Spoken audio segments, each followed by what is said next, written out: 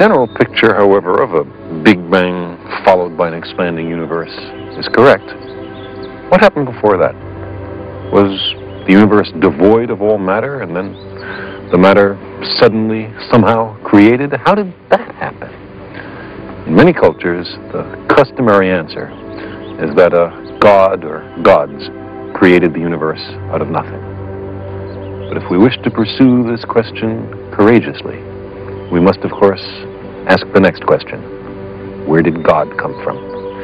If we decide that this is an unanswerable question, why not save a step and conclude that the origin of the universe is an unanswerable question? Or, if we say that God always existed, why not save a step and conclude that the universe always existed, that there's no need for a creation, it was always here? These are not easy questions. Cosmology brings us face to face with the deepest mysteries, with questions that were once treated only in religion and myth.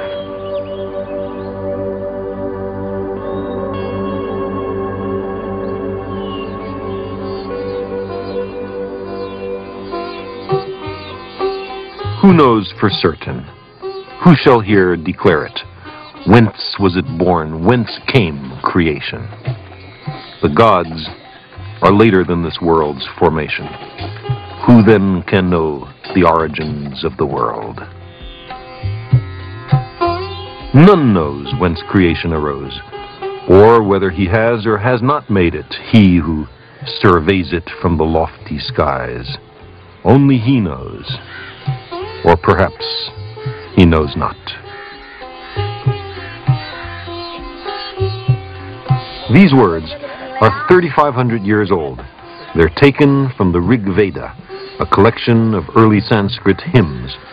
The most sophisticated ancient cosmological ideas came from Asia, and particularly from India. Here, there's a tradition of skeptical questioning and unself-conscious humility before the great cosmic mysteries.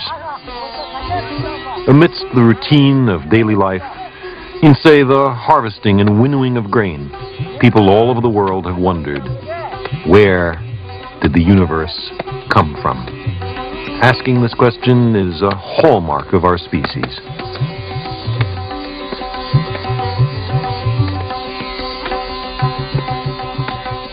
There's a natural tendency to understand the origin of the cosmos in familiar biological terms, the mating of cosmic deities, or the hatching of a cosmic egg, or maybe the intonation of some magic phrase.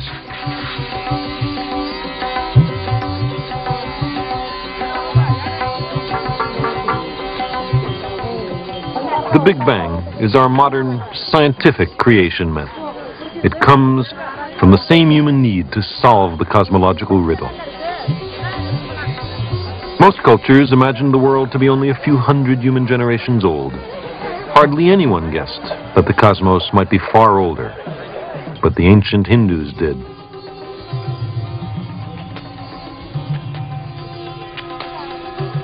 They, like every other society, noted and calibrated the cycles in nature. The rising and setting of the sun and stars, the phases of the moon, the passing of the seasons.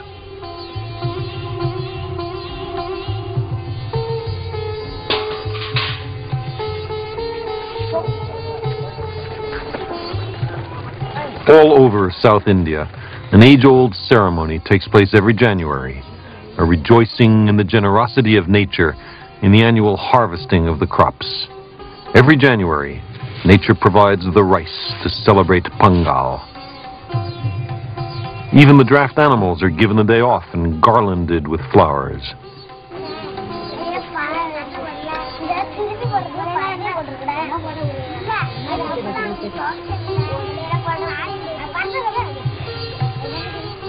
Colorful designs are painted on the ground to attract harmony and good fortune for the coming year.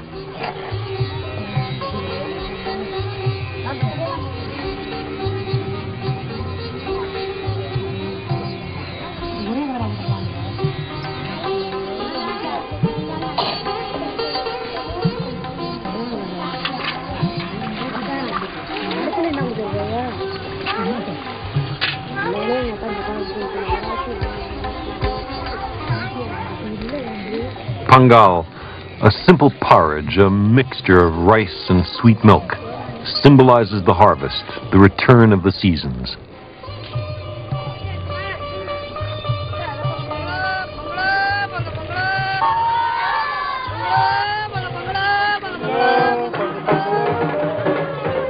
However, this is not merely a harvest festival. It has ties to an elegant and much deeper cosmological tradition.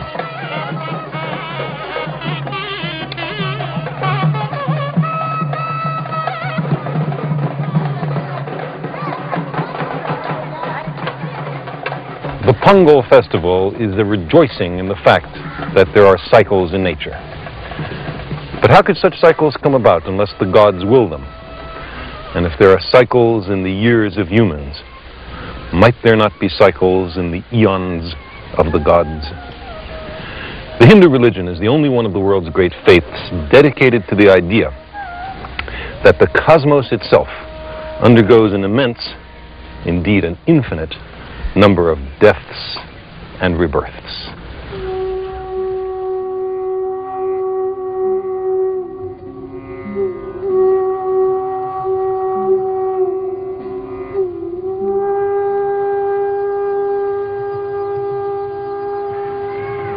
It is the only religion in which the timescales correspond, no doubt by accident, to those of modern scientific cosmology.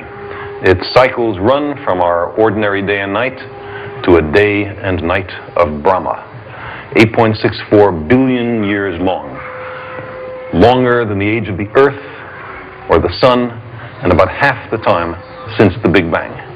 And there are much longer timescales still.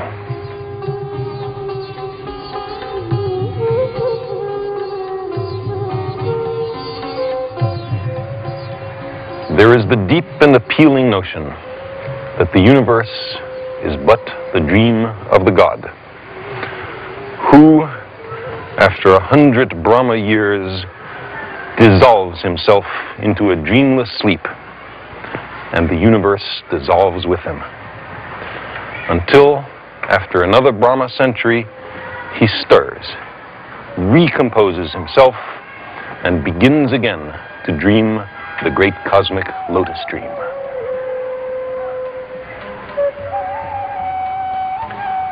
Meanwhile, elsewhere, there are an infinite number of other universes, each with its own god, dreaming the cosmic dream. These great ideas are tempered by another, perhaps still greater. It is said that men may not be the dreams of the gods, but rather that the gods are the dreams of men.